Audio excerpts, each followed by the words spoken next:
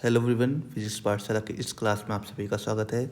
आज के इस क्लास में हम लोग मोमेंट ऑफ इनर्शिया रिंग का निकालने जा रहे हैं, जिसका मास m है और रेडियस क्या है, r है।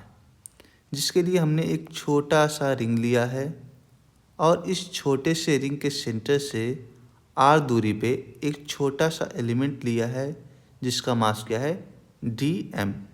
तो अगर इस छोटे से मास का मोमेंट ऑफ इनर्शिया निकालने जाएंगे इसके एक्सिस ऑफ रोटेशन से, जो कि इस प्लेन के परपेंडिकुलर है और आउट द प्लेन है, तो इस छोटे से मास का जो मोमेंट ऑफ इनर्शिया आएगा वो कितना आएगा, आर स्क्वायर डी एम, एक छोटे से एलिमेंट का।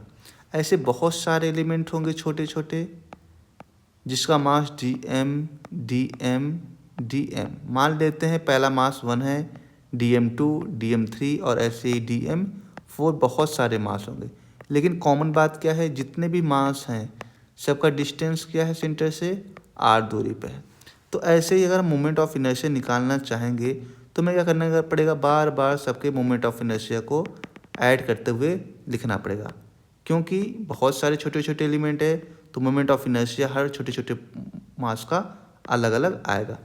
तो हम काम करते हैं, R square DM1 plus R square DM2 ऐसे लिखते हुए चले जाते हैं। तो इसमें से अगर हम आर स्क्वायर कॉमन लेंगे तो क्या आएगा, DM1 plus DM2 and so on.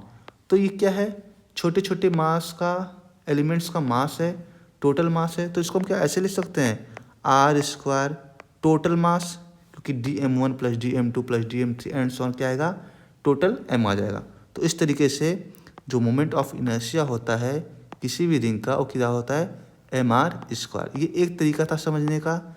दूसरा तरीका क्या हो सकता है, क्योंकि रिंग एक कॉन्टिन्यूस बॉडी है तो कॉन्टिन्यूस बॉडी में जो मोमेंट ऑफ इनर्शिया होता है वो क्या होता है, r² dm।